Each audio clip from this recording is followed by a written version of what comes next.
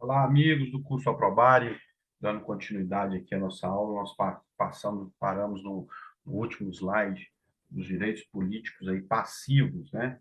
Bom, os direitos políticos passivos referem à sua capacidade eleitoral passiva, as condições de elegibilidade, né?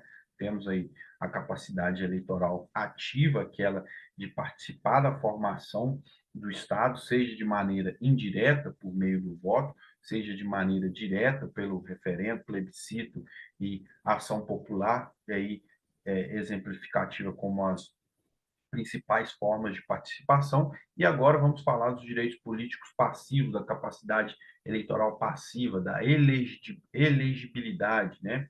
Então, a elegibilidade identifica a capacidade eleitoral passiva. E aqui eu remeto aos senhores a primeira observação sobre o tema. Nas condições de elegibilidade, não basta ter capacidade eleitoral ativa para poder se eleger. Uma coisa é a capacidade eleitoral ativa de participar. Outra coisa totalmente distinta é a capacidade eleitoral passiva. Então, para a capacidade eleitoral passiva, não basta estar apto, né? Não basta ser um cidadão e estar apto a participar da formação do Estado. Há outras condições que nós iremos aqui elencar ao longo do nosso curso.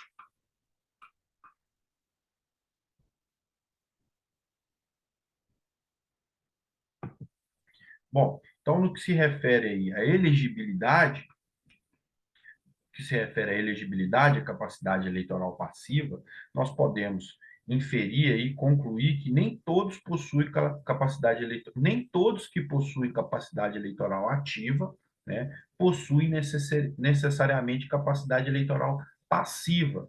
Por exemplo, os analfabetos, né? Os analfabetos podem possuir capacidade eleitoral ativa, já que a lei, a Constituição lhes faculta, né, a condição de capazes eleitoral ativamente, mas não serão capazes passivamente, já que dentro de uma das condições para que possa ser passivo eleitoralmente é a condição de ser alfabetizado, e ou ainda nem todos que podem ser votados, e nós iremos aqui trazer alguns exemplos disso, né? A outra observação que eu trago aos senhores com relação à capacidade eleitoral passiva é que todos que possuem capacidade eleitoral passiva necessariamente possuem capacidade eleitoral ativa, tá? Ou seja, para que a pessoa seja votada, ela precisa necessariamente poder votar. Isso nós podemos inferir aí do artigo 14, parágrafo 3º, que traz as condições de elegibilidade. Então, reparem que para possuir capacidade eleitoral passiva, necessariamente eu devo possuir capacidade eleitoral ativa. Agora, o contrário não é verdade, ou seja, para que eu possua capacidade eleitoral ativa, não necessariamente eu devo ter capacidade eleitoral passiva, ok? O sinal aqui não se aplica da outra maneira, o inverso, tá? Então, vamos repetir aqui. Para eu possuir capacidade eleitoral ativa, necessariamente eu devo possuir capacidade eleitoral ativa. Tá? Então, se eu sou capaz passivamente, eu tenho condições de ser votado, necessariamente eu tenho que ter condições para votar. O contrário não se aplica, ou seja, eu posso ter capacidade eleitoral ativa e não ter capacidade eleitoral passiva, ok? E ainda com relação aí aos passivos, né, aos direitos políticos passivos, são de condições genéricas cumulativas de elegibilidade. Então, já que o alistamento eleitoral está intimamente ligado à capacidade eleitoral ativa, no que se refere à capacidade eleitoral passiva, aqui a condição de elegibilidade está aí intimamente ligado. E o artigo 14, parágrafo 3º, nos seus incisos 1, 2, 3, 4, 5, vai nos trazer aí as, os requisitos, né, para se conferir aí condições genéricas de elegibilidade. O primeiro deles é a nacionalidade brasileira. Então, a nacionalidade originária, tá?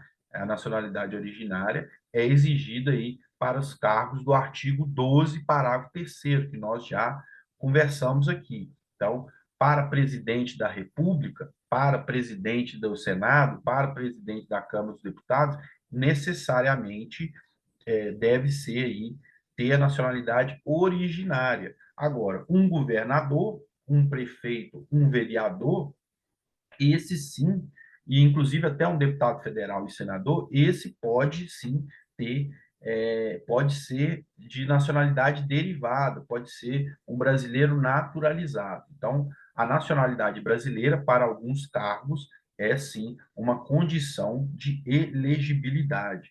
O segundo requisito previsto no artigo 14, parágrafo 3º, é o pleno exercício dos direitos políticos, né? Então, não pode estar aí sofrendo nenhuma restrição prevista no artigo 15.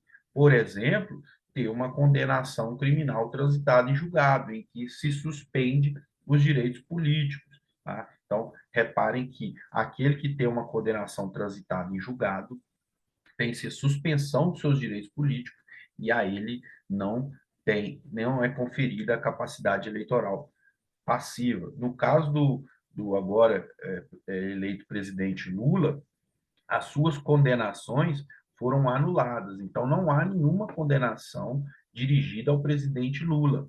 Portanto, ele detém aí seus direitos políticos, né? Então, ele não tem suspenso seus direitos políticos por hora, por isso que ele pôde candidatar, já que seus direitos políticos estão em pleno vigor. O inciso terceiro do artigo 14 é o alistamento eleitoral, ou seja, como nós acabamos de dizer, aquele que detém capacidade eleitoral passiva, necessariamente ele deve ter capacidade eleitoral ativa. Essa é uma das condições para os requisitos de elegibilidade. O inciso quarto é que o domicílio eleitoral na circunscrição, tá?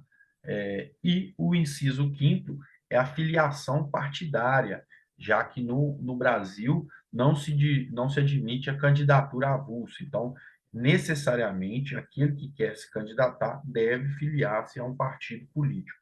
Há uma ampla discussão, né, tanto em termos doutrinários como em termos jurisprudenciais, mas hoje vigora a jurisprudência que não se admite a candidatura avulsa. Há discussões em níveis até internacionais, na Corte Interamericana, entre outros cortes internacionais, há aí casos que permitem, né, a candidatura avulsa. Mas no Brasil, por hora, não se permite a candidatura avulsa. Há discussões no nível do STF, mas o STF, até então, sempre se manifestou da necessidade de ser filiado a um partido político para aí poder candidatar-se. Bom, no que se refere aos direitos políticos passivos, ainda continuando com relação ao tema, o inciso sexto do artigo 14, né, nós falamos 5 incisos, vamos falar do sexto. Outra condição de elegibilidade é a idade mínima. Então, reparem que, além das condições que nós citamos no slide anterior, tem-se também a idade mínima para alguns cargos. Por exemplo, no caso do presidente da República, a linha A do inciso sexto, ele vai dizer que o presidente da República e o vice-presidente deve ter 35 anos de idade, no mínimo 35 anos de idade, para disputar-se o cargo de presidente e vice-presidente. Já no caso de governador e vice-governador, 30 anos. 21 anos para deputado federal, estadual, distrital, prefeito e vice-prefeito, e 18 anos para vereador. Esse dispositivo ele despenca em certames públicos, né? Muitas provas de concurso vão narrar uma situação, falar que a pessoa tem 30 anos e quer candidatar para presidente. Então, vocês têm que decorar isso aqui, a questão da idade, né? Para se disputar aí determinados cargos. Isso também são requisitos aí para conferir elegibilidade, ok? Bom, aqui vamos avançando, vamos falar dos direitos políticos negativos. Em contraposição aos direitos políticos positivos, os direitos políticos negativos configuram situação em que o indivíduo não poderá participar da vida política, seja ela ativa, né, o alistamento eleitoral, a capacidade de cidadão, seja a questão da capacidade passiva, né, que é a elegibilidade. Então, os direitos políticos negativos são aquelas situações que configuram que o indivíduo não pode participar ativa ou passivamente da vida política do país. E divide-se aí em dois principais núcleos esses direitos políticos negativos. O primeiro grupo nós podemos traçar como as ineligibilidades previstas no artigo 14 da Constituição. E o segundo grupo é a perda e suspensão dos direitos políticos. Como eu adiantei aos senhores, aquele que tem uma condenação penal transitada em julgada, ele tem aí a suspensão dos seus direitos políticos, portanto, ele iria inferir nessa situação de direitos políticos negativos. A primeira categoria aí dos direitos políticos negativos são as ineligibilidades. E o que seriam as ineligibilidades? As ineligibilidades afetam a capacidade eleitoral passiva do indivíduo, né? Ora, são absolutas, ora, são relativas. Então, elas podem ser completas quando são absolutas ou parcialmente quando são relativas. E nós iremos estudar isso aqui no decorrer da nossa aula aqui. As inelegibilidades absolutas, aquelas previstas no artigo 14, parágrafo 4º da Constituição, dizem respeito que o indivíduo, cidadão, não pode concorrer a nenhum pleito eleitoral no país. Quem são esses? Os inalistáveis, ou seja, os estrangeiros e os conscritos, os analfabetos, que possuem alistabilidade, mas não alistabilidade, tá? Então, os analfabetos, eles possuem aí o direito de se alistarem, né, eleitoralmente, possuem capacidade ativa, mas não possuem aí o direito de serem votados, ok? Então, eles entram na categoria das inelegibilidades absolutas.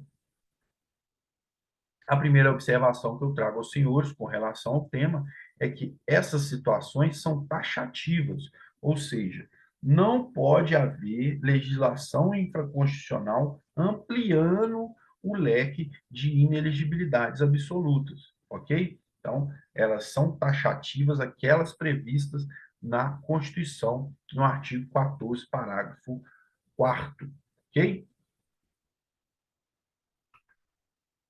Já no que se refere às inelegibilidades relativas, são restrições existentes para certos pleitos eleitorais e determinados mandatos, cujo núcleo principal está presente no artigo 14, parágrafo 5º, que se trata da reeleição, no parágrafo 6º, que se trata da desincompatibilização, parágrafo 7º, inelegibilidade reflexa, bem como e nessa hipótese, né, de inelegibilidade relativa, que nós trabalhamos aqui as três hipóteses, reeleição, desincompatibilização e inelegibilidade reflexa, essas situações podem ser ampliadas pela legislação infraconstitucional, e a lei que regulamenta essa questão é a Lei Complementar 64 de 1990.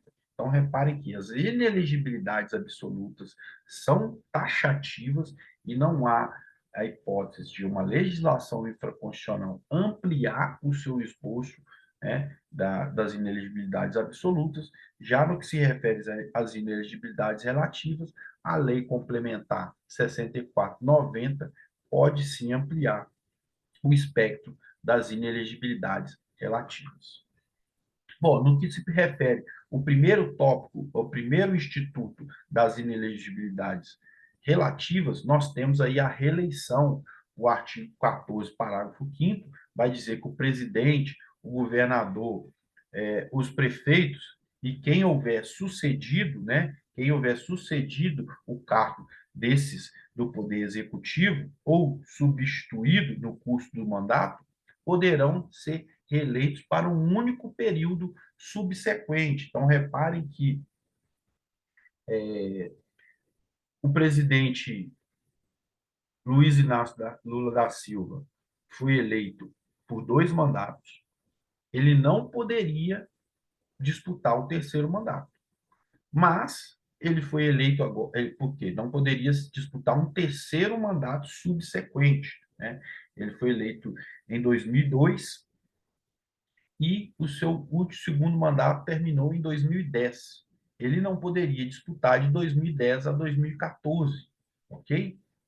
Mas ele veio, depois de muitos anos, disputar um outro mandato. Então, ele não está aí adstrito a essa situação fática. Por quê? Porque há um intervalo temporal de tempo um intervalo temporal aí que lhe confere a possibilidade de disputar o pleito, né? Repare então que no que se refere à reeleição, tratam-se de mandatos subsequentes. Ele pode ser, qualquer cidadão pode ser presidente, governador, prefeito inúmeras vezes, 5, 10, 15 vezes, né? Estou exagerando aqui, desde que seja mandatos subsequentes. Ele pode ter 2 mandatos subsequentes e os outros mandatos têm que ter aí um período de, no mínimo, 4 anos, no período de, no mínimo, mais um mandato, para que ele possa se candidatar novamente àquele pleito. Tá? Então, o primeiro instituto aí das inelegibilidades relativa no que se refere à reeleição. E ainda com relação ao tema da reeleição, nós podemos abordar os senhores que a reeleição não era um instituto de redação originária da Constituição de 88. Tá? Em 88, o mandato para titulares do Executivo era de 5 anos, sem reeleição, e depois houve modificações ali pelo Constituinte, o mandato foi reduzido para 4 anos, ainda sem reeleição. Somente na emenda constitucional 16 de 97 é que se foi permitida aí a recondução para mais um mandato consecutivo. Então, apenas a emenda 16 de 97 inseriu no texto constitucional essa modificação, prevendo aí a possibilidade de reeleição. Ainda no que se refere à reeleição, essa categoria de inelegibilidade relativa, como nós já adiantamos aos senhores, são permitidos apenas 2 mandatos consecutivos no mesmo cargo. Tá? E a observação que eu faço aos senhores é que, desde que respeitada essa disposição, não há um número máximo de mandatos. Então, como eu já havia alertado aos senhores, aquele que disputa o pleito eleitoral do Executivo, ele não tem uma limitação de mandatos, mas ele deve observar a regra da reeleição, que é 2 mandatos consecutivos. Tá certo? A reeleição também trabalha essa ideia daquele que sucede o titular do executivo e aquele que substitui. E para esse se aplicam também o instituto a inelegibilidade relativa no que se refere à reeleição. Então, para quem sucede o titular do executivo, as normas são as mesmas com relação ao substituto, né? Pois quem substitui é apenas chamado para exercer o cargo temporariamente. E esse não deixa de ser presidente, vice-presidente, não deixa de ser, no caso, né, vice-presidente, presidente da Câmara ou do STF, quando está no exercício da presidência. E aí a observação que eu trago aos senhores com relação ao tema é que o artigo 14, parágrafo 5º, vai dizer que quem houver substituído o titular pode ser reeleito para um período subsequente, né? Então, aquele que tiver substituído o titular do mandato poderá ser reeleito para um período subsequente. E a segunda observação, no que se refere ao Instituto da Reeleição, é que não há número máximo de reeleições para os cargos do Legislativo. O Instituto da Reeleição só se aplica aos cargos do Executivo. Então, repare que nós nos deparamos com situações que ocorre de deputados federais, senadores, estaduais, enfim, vereadores que estão lá há vários mandatos eleitorais. Então, reparem que a reeleição só se aplica aos cargos do executivo, né? Então, há por parte da parcela doutrinária uma crítica no que se refere a isso, porque para os cargos do legislativo há a possibilidade de uma espécie de perpetuação no poder, de exercer ali por vários anos, né, os cargos do poder legislativo. Bom, uma decisão importante no que se refere à reeleição, um caso que chegou à Suprema Corte, é o chamado prefeito itinerante. Tá? Então, é uma decisão importante que despenca em certames públicos. O que acontecia? Um cidadão qualquer disputava a eleição numa prefeitura de um município X, ele era reeleito e depois, já que ele não poderia disputar um terceiro mandato subsequente naquele município X, ele transferia o seu título de eleitor para o município Y, próximo ali, normalmente, em regra, acontecia isso, próximo ao município X, ele já tinha ali angariado um grande número de eleitores, né? E já tinha um certo prestígio naquela região. Então, ele transferia o seu título de eleitor para o município Y e candidatava ali mais uma vez para disputar a prefeitura. E aí o STF, né, numa interpretação mais recente, vedou aí a figura, isso era permitido, e aí o STF, numa interpretação mais recente do Instituto da Reeleição, vedou aí o que a doutrina se chamava de prefeito itinerante ou prefeito profissional, né? Era muito comum isso e era tolerado, foi tolerado essa questão durante muito tempo pelo próprio TSE, mas o STF veio e vedou essa questão. Então, hoje não se admite a questão do prefeito itinerante. Então, a observação que eu trago aos senhores com relação a esse tema do prefeito itinerante é que, atualmente, o prefeito reeleito não pode se candidatar a um terceiro mandato consecutivo, nem para o mesmo município, tampouco para um município próximo, que era o que acontecia, que é uma prática que, infelizmente, havia aí na nossa República Federativa. Bom, outro instituto no que se refere às inelegibilidades relativas é a desincompatibilização. E o que se refere a esse instituto?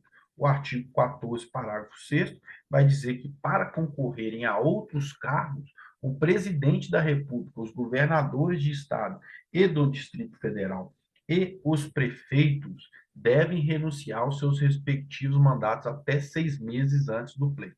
Esse instituto da desincompatibilização, repare, só se aplica também aos cargos do executivo. Então, reparem que no recente, na nossa recente eleição aqui, o governador do estado do Rio Grande do Sul, se eu não me engano, eu esqueci que me fugiu o nome dele agora, ele estava tentando aí disputar o pleito para presidente, né? Ele é do PSDB. E aí ele até foi reeleito lá no Rio Grande do Sul, no segundo turno, com o Onyx Lorenzoni, mas me fugiu o nome aqui do candidato. Ele estava tentando ali, né, disputar o pleito de presidente pelo PSDB, ele até teve as disputas com o João Dória, e ele, como ele queria disputar o pleito para presidente, ele desincompatibilizou do governo por 6 meses antes do pleito. E depois viu que essa movimentação não, ele não atraiu ali apoio do partido, apoio dos outros correligionários do partido, ele acabou tentando é, ele acabou tentando ser conduzido novamente aí ao governo do Estado. Mas reparem que, como ele iria pleitear um cargo de presidente, ele teria que desincompatibilizar, e foi isso que ele fez. Acabou que não foi o que aconteceu, ele tentou o pleito de governador mesmo, mas ele ficou 6 meses afastado aí do governo, e o seu vice-governador que assumiu lá o governo. Aqui em Belo Horizonte também, o prefeito Alexandre Calil disputou o governo do estado com o Romeu Zema, e ele era prefeito do município de Belo Horizonte, também teve que se desincompatibilizar por 6 meses para ir pleitear o cargo de governador do estado. Tá certo? Então, essa desincompatibilização também refere aí a questão da inelegibilidade reflexa. Bom, ainda no que se refere à desincompatibilização, esse dispositivo traz a hipótese que significa a necessidade de renúncia, ou seja, o desfazimento do vínculo do cargo do executivo. Para quem? Para aqueles que pretendem se candidatar a outro cargo, né? Então, reparem que, caso esse esse que ocupe um cargo do executivo pretenda se candidatar para um novo cargo do executivo em outra esfera, ele deve sim desincompatibilizar. Como eu já trouxe aos senhores, isso só apenas se aplica a cargos do executivo, tá certo? Bom, a regra, então, se aplica aos titulares do cargo do executivo, salvo em caso de sucessão ou substituição nos 6 meses anteriores ao pleito.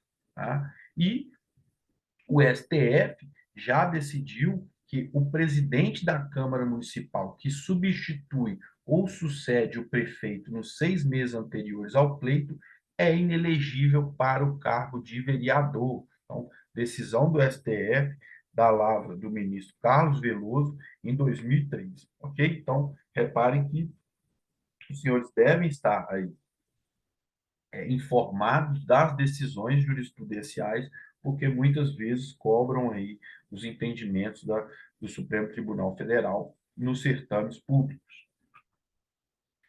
Ainda no que se refere à desincompatibilização, a Constituição não faz menção à necessidade para quem pretende reeleger, né? Ou seja, aquele que vai se reeleger ao mesmo, está disputando a reeleição ao mesmo cargo, para esse não é necessário a desincompatibilização. Só é necessária a desincompatibilização para aquele que irá alçar, disputar um novo cargo do executivo. No exemplo que eu dei, o prefeito Calil disputou o governo do estado, foi necessário que ele desincompatibilizasse, ou seja, renunciasse aí aos seus 2 anos de mandato que ele teria na prefeitura, já que as eleições da prefeitura só ocorrerão daqui a 2 anos. O outro exemplo que eu trouxe também do atual governador eleito do Rio Grande do Sul, que ele estava pretendendo disputar a eleição de presidente e também foi necessário desincompatibilizar, já que ele era governador e queria disputar a eleição da presidência da República. Com relação a esse tema, a observação que eu faço aos senhores é que parte da doutrina sustenta que há um profundo desrespeito ao princípio da igualdade entre os candidatos, que não disputam em condições paritárias, né?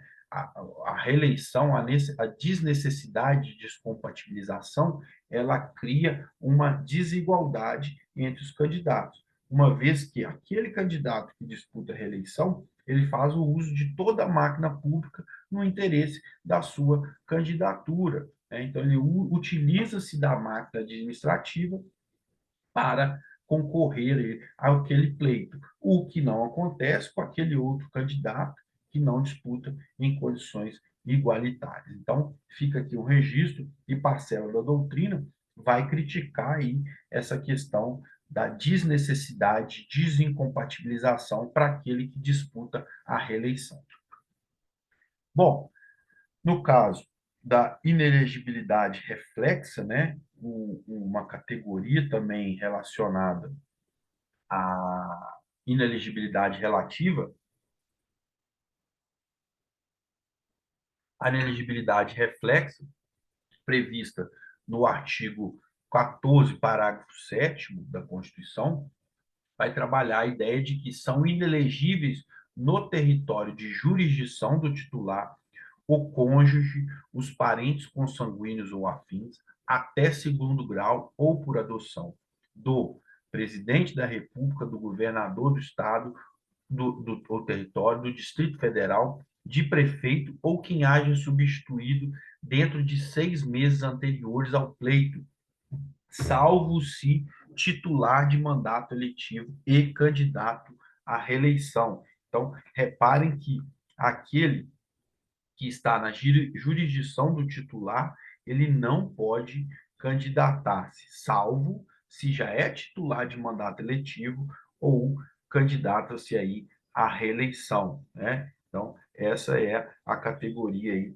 da inelegibilidade reflexa. No que se refere à inelegibilidade reflexa, a, a, a intenção do legislador ao colocar a inelegibilidade reflexa dentro da categoria da inelegibilidade relativa é que, para evitar o continuismo familiar no poder, né, prática muito comum no Brasil, a Constituição estabeleceu a inelegibilidade chamada de reflexa porque seus efeitos não atingem o titular do cargo, mas os seus familiares. Então, por isso é reflexa, gera efeitos reflexos, né, na entidade familiar do titular do cargo executivo. Ela não incide, não atinge o titular do cargo executivo, mas os seus familiares. E aqui eu remeto aos senhores uma observação do tema, é que o comando constitucional torna inelegível a família do titular.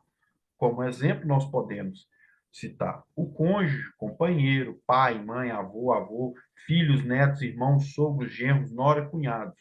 Tá? Então, esses sim seriam inelegíveis para disputar quaisquer cargos eletivos no território da circunscrição sobre o seu comando, salvo se esse familiar já for titular de cargo eletivo e candidato à reeleição. Reparem que, na família do presidente Bolsonaro, os seus filhos puderam disputar a eleição porque eles já eram detentores de mandato eletivo.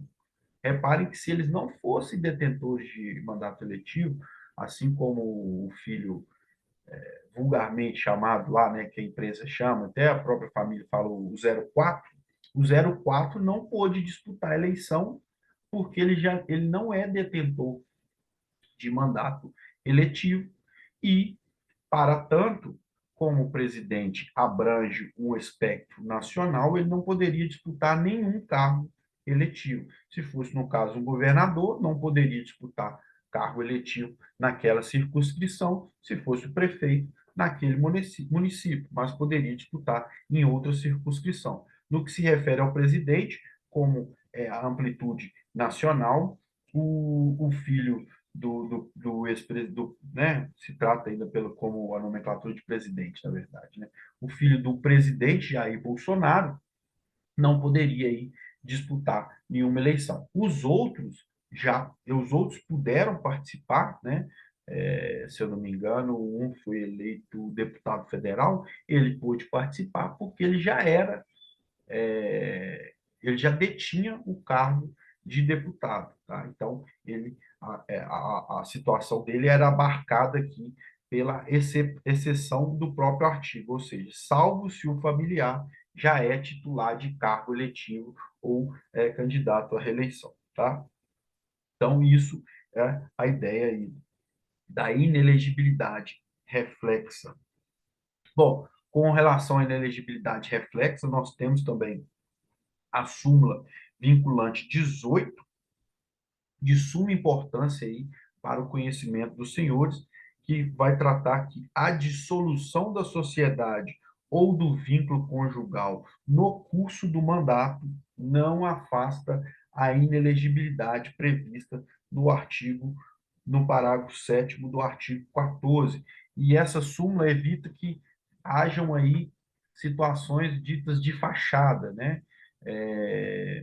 Teve um caso aí da família do garotinho, né, em que o garotinho já não podia candidatar e a esposa dele, querendo fugir dessa inelegibilidade reflexa, disse que havia separado, né? Que eles haviam separado aí e tinha rompido, havido a dissolução da sociedade conjugal. E aí, com base, né, nesse julgado e outras situações que ocorreram, foi editada a súmula vinculante que a dissolução da sociedade ou o vínculo conjugal no curso do mandato não afasta aí a inelegibilidade reflexa, prevista aí no parágrafo 7º do artigo 14 da Constituição.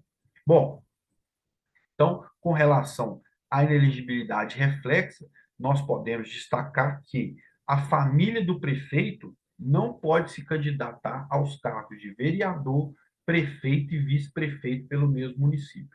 Aqueles familiares, né? Esposa, filho, avô, pai, enfim, esses familiares até segundo grau não pode se candidatar naquela mesma circunscrição. A família do governador de estado não pode se candidatar aos cargos de vereador, prefeito e vice-prefeito nos municípios localizados naquele estado. E também não pode se candidatar aos cargos de deputado estadual, federal, senador do mesmo estado. Então, reparem que a família do governador não pode se candidatar nem aos cargos de circunscrição municipal, né, daqueles municípios do estado, nem aos cargos de circunscrição estadual daquele estado, tá? É, já que, né, nós temos aí deputado federal e senadores que atuam no âmbito federal, mas têm a sua base eleitoral ali no estado, tá? Já que o senador é um representante do estado no Congresso Nacional, tá certo? Já no caso da família do presidente, esse não pode se candidatar a nenhum cargo eletivo no país. Reparem que tem aquela exceção que eu trouxe aos senhores, salvo se já for reeleito, se já for detentor de mandato, né, eletivo ou disputar a eleição. E aí, nesse caso, como eu trouxe aos senhores, dos filhos do Bolsonaro, tá certo? Então, com relação à inelegibilidade reflexa, nós podemos chegar a essa conclusão que eu trouxe aqui aos senhores. Bom, outra questão no que se refere às inelegibilidades relativas, né, são a perda e suspensão de direitos políticos. A perda ou suspensão dos direitos políticos constitui exceção à plenitude de direito de votar e ser votado. A perda é a privação definitiva dos direitos políticos positivos e a suspensão é a privação temporária dos respectivos direitos. Com relação a esse tema, nós podemos observar que a cassação é um ato arbitrário de retirada dos direitos políticos e é vedado. O que a Constituição permite é a perda ou suspensão dos direitos políticos e não permite a cassação dos direitos políticos. Bom, no que se refere à perda e suspensão dos direitos políticos, né, expressas ali no artigo 15 da Constituição Federal, nós podemos constituir que são privações de direitos políticos, por exemplo, o cancelamento da naturalização por sentença transitada em julgado. Essa é uma hipótese de perda dos direitos políticos, já que uma das condições de elegibilidade é ser brasileiro nato ou naturalizado. Se em decorrência de um processo judicial houver a perda da naturalização, ora, então a perda aí dos direitos políticos, e aí deixa de haver a sua capacidade eleitoral passiva, deixa de reunir condições de elegibilidade. Então, no que se refere aos direitos políticos negativos. Outra situação é a incapacidade civil absoluta, que se refere à hipótese de suspensão dos direitos políticos. E aqui eu remeto aos senhores uma observação com relação ao tema, que com a mudança feita no Estatuto da Pessoa do Deficiente, a Lei 13.146 de 2015, esse dispositivo acabou sendo esvaziado, já que apenas o menor de 16 anos é considerado hoje incapaz, havia outras previsões para considerar absolutamente incapaz, né? E aquele que tivesse alguma incapacidade transitória, aquele que fosse deficiente, ele era considerado, antes dessa legislação, antes da lei do Estatuto da Pessoa com Deficiência, ele era considerado absolutamente incapaz. Então, por hora, ele tinha suspenso os seus direitos políticos. Hoje, atualmente, apenas o menor de 16 anos é considerado absolutamente incapaz. Então, para aquele que é menor de 16 anos, ele não tem nem capacidade eleitoral ativa, logo, ele não tem capacidade eleitoral passiva. Então, ele detém aí direitos políticos negativos, ok?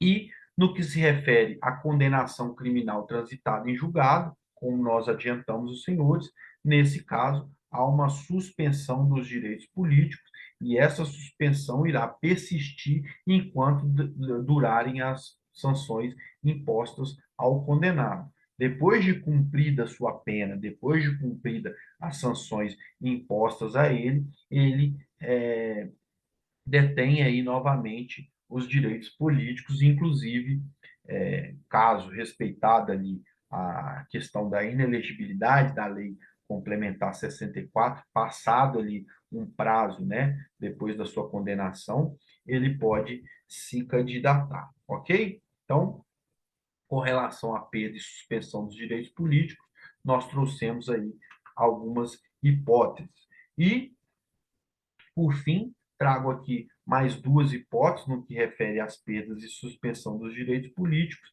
A outra hipótese é a recusa de cumprir obrigações a todo impostas ou prestações alternativas, artigo 5º, inciso 8º da Constituição. Então, nesse caso, para a doutrina majoritária, seguindo aí a tradição das constituições anteriores, essa seria uma hipótese de perda de direitos políticos, mas nós podemos afirmar aos senhores que esse não é um assunto pacífico, então dificilmente deve-se cobrar isso em questões objetivas de certames públicos, já que ensejaria a interposição de recurso dessa questão, cobrasse isso, já que não é um assunto pacífico.